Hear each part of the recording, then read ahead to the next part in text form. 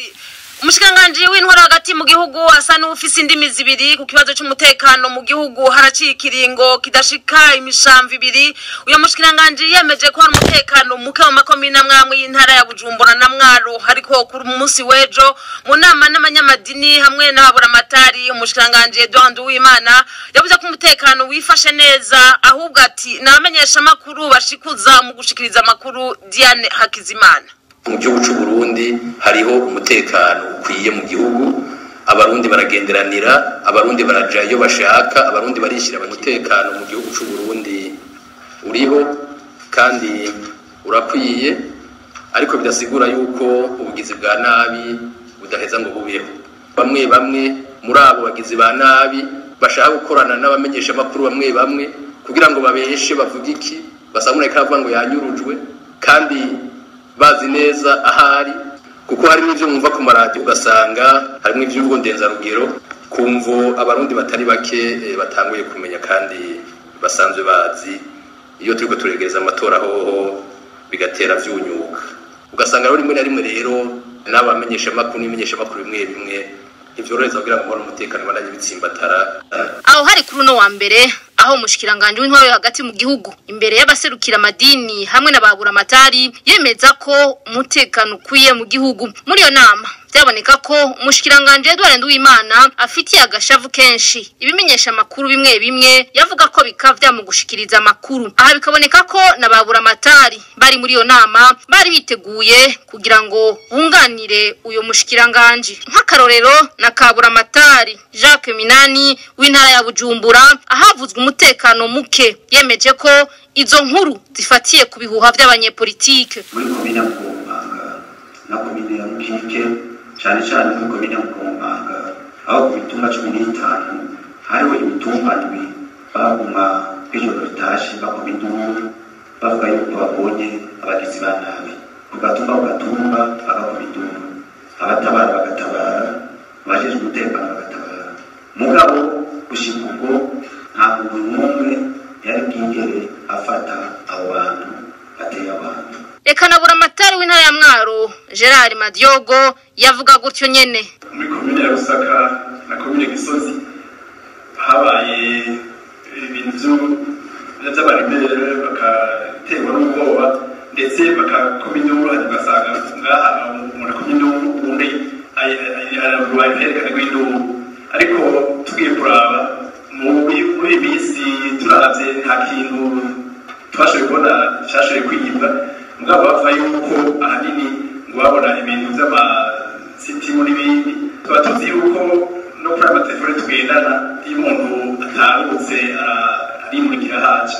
Naho biruko mu kiringo kidashika indwi zibiri gusa mu nama n'abajejwe intwaro nyene, umushikiranganje Edouard Nduwimana yari yariyemereye ko ikibazo c'umutekano muke kivugwa mu makomine amwe kandi ko abajejwe intwaro bagifashe minenegwe. Ibintu ko vyavuzwe hariho ingorane z'umutekano muri ano makomine, ntitwobeshanya ikibazo kirahari c'umutekano muri zino komine. Ikindi naco cabonetse nuko abajeje intwaro ku nzego z'amakomine no ku nzego z'imitumba ntimukora co kimwe kuri ico kibazo. Biraboneka yuko muravye ingene amajambo yagiye arafatwa, ingene mwagiye muravuga, hariho ingorane ukungene mwafashe minenegwe, ukungene mutitayeho mu maguru masha ico kibazo mu bajeje intwaro. Aha mukamenya ko umushikiranganje Edouard Nduwimana yari yahaye ikiringo c'ukwezi kumwe gusa kugira ngo abajejwe intwaro batorera umuti ico kibazo, ataruko ingingo zibereye zigafashe. Urwego rw'abamenyesha makuru jejwe gucungera imenyesha makuru OPB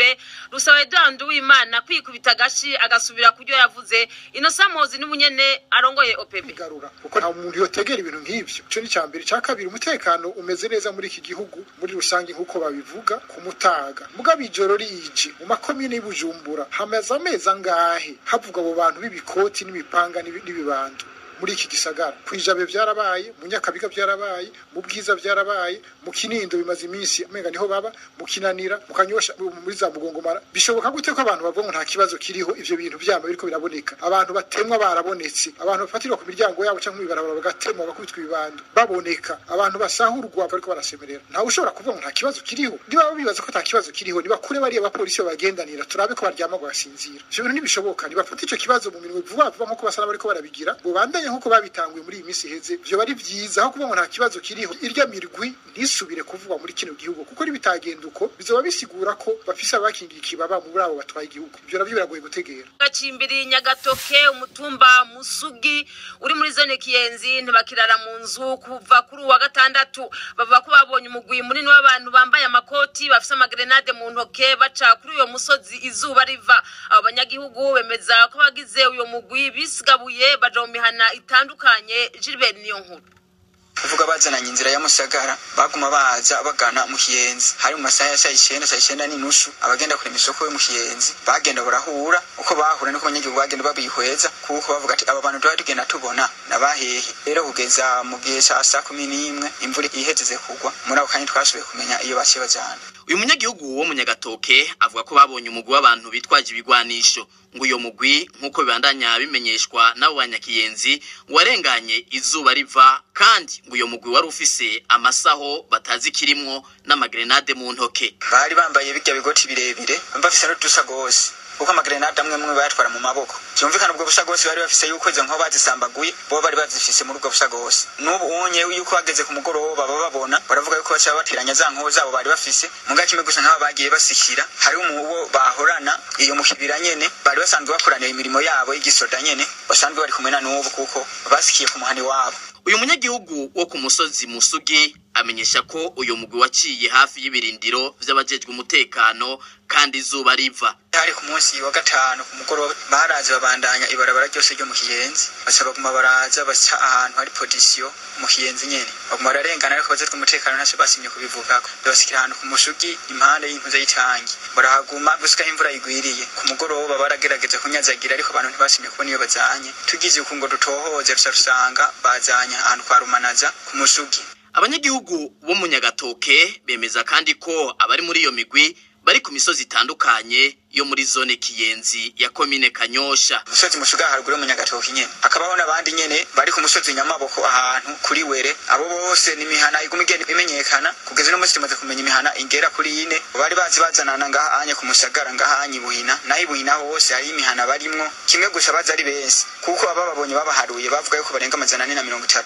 kuri uyu w'Imana uyu mukenyezi wo ku musozi Nyamaboko avuga ko bababonye mu isoko mu Nyamaboko twabona batembera ntitwabona ivyo bahaye barakora mugabo ntitwari tubamenyereye mugabo ababazi bo baratwereka ati aba naba bamwe baze bavikiri bondeze tushatu bifata uko nyene kuko nta hantu trip kubiti kuva ngo babonye abo bantu bafise ibigwanisho aho mu Nyagatoke bavuga ko batazosubira kurara mu nzu badahumurijwe n'umukuru w'igihugu uwo munsi abagabo barara hanze abakenyezi mugabo twavuze ati mwe ni mugume mu nzu hanyuma duheze turaharire iyo tunatwe turabe icyo abantu bagamize gukora icyo ari cyo bo baturabufise ubwoba bwinshi none tumaze kubona abafise ibigwanisho bamaze kudusubiramwo twabura kugira ubwoba gute tutazi ikintu bagamize gukora icyo ari cyo tuzosubira gusubira mu mazaru uko umukuru w'igihugu wewe nyene avuze ati ve mu misozi RPA yarondeye Emmanuel Sinzinkayo arongoye zone Kiyenzi cyo kimwe na Juvenal Ntiruhana arongoye komine Kanyosha nitwabaronse Colonel Gaspar Baratuza avugira igisirikare cy'u Burundi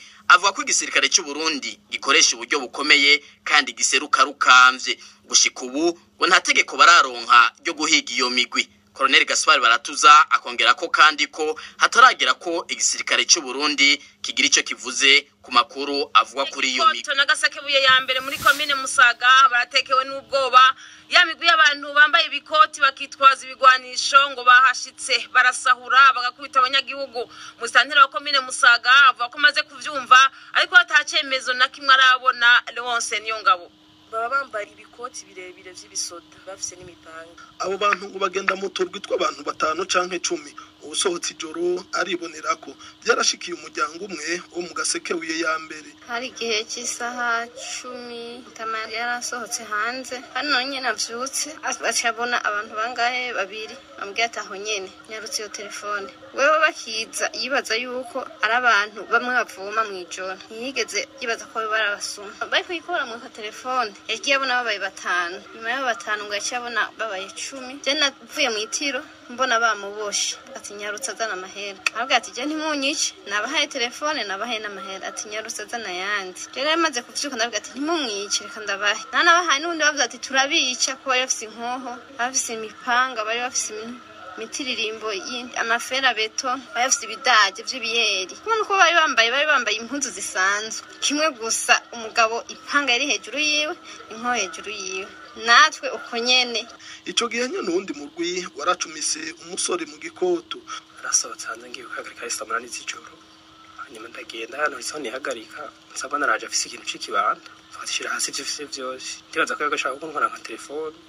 Ndavuga ntahera kintu kimejura kuguha. Cyo turafata tondingana n'umuntu n'uwo rero umwe mugabo inyuma yo hari babiri bamaze kuza inyuma yo uranashoboye kumuta hasi aca nzibura ikibuga gitakwiza. Rero ankubita n'ikindi kintu mu bwoko. Mu gucagucagu ku munsi wa mbere naho imisore ikora umwuga wo kunguruza abantu ku makingi isohotse mu nzu ngo yizindurije ku murimo yabaguyemwo irakubitwa irashaya. Ico gihe abo bantu bagiye babasahuye ikinga n'amatelefone. Ku munsi wa kabiri buca ari wa gatatu uyu Mutama nawe bari batumbereye ahari udutungwa. Mu masasa bazijoro mwumvike menga bariko baranyiganza umuryango. Ndarinjira nka 20 minutes sibira kumvyumva kandi ndavyuka maze gushika hanze kumbe baciye ku gikoni sanga barokoye amatafari. Abanyagihugu nka bose aho uciye mu Gasekebuye ya mbere usanga bari mu muhindigiti bavuga abantu bambaye ibikoti bitwaje inkoho, amahiri n'imipanga. Aho mu Gasekebuye rero ka mbere agasoko kahora gashikana isaha 3 z'ijoro karemye, uyu munsi isaha imwe ngo bose batangura gukura meza. Alexandre Bigirimana umustanteri wa komine Musaga aracavyita igihuha. Majya gasoko bari muraki kare kuri ico gihuha twarabikurikiranye mugabo toshoye kubona abo bantu ni ibintu bivugwa twumva tumwe dukurikirana ku munsi mugabo gushika ubusi no kwemeza yuko abo bantu Musaga bariko baragendera cyane. Bariko ngo bararikanuye n'abasirikare mbere ngo baremeye gufasha. Alexandre Bigirimana ariko asaba abanyagihugu kwamana ntaryo bariko batanga inkuru ngo kuko we inkuru aheruka arizo mu ndwi ihetse. Ingozi neza zitewe mu ijoro ryo kuri uyu wa kane muri quartier Gisyo commune Kanyosha, abantu 3 bakaba baratemaguje imipanga, umwe akaba ababaye cyane. Umukuru wa quartier Gisyo Joseph Hakizimana haremeza ayo makuru. Abanyagihugu bo mu Gisyo bakavuga yuko batewe impungenge n'umutekano muke umaze iminsi bibonekeza muri ako karere. Diane Hakizimana yanyarukiyeyo. Je hari umwe nabonye yari yambaye ikikoti kirekire gishika nka ku birenge, nta birato bari bambaye ariko kandi bari bafise n'inkoho kuko ndabinyugutiye niruka. Umwe yaravuze ati murasi. Uyu numwe yarayacitse ku icumu aho yararyamye agwaye, avuga ko abo bagizi ba nabi bamusanze aharyamye bamusaba amahera nawe ati ntayo mfise ndumunyeshure. Nagize bucyo mwizo saa 6 z'ijoro nikanguye mbona abantu bankikije hejuru yaho njyane.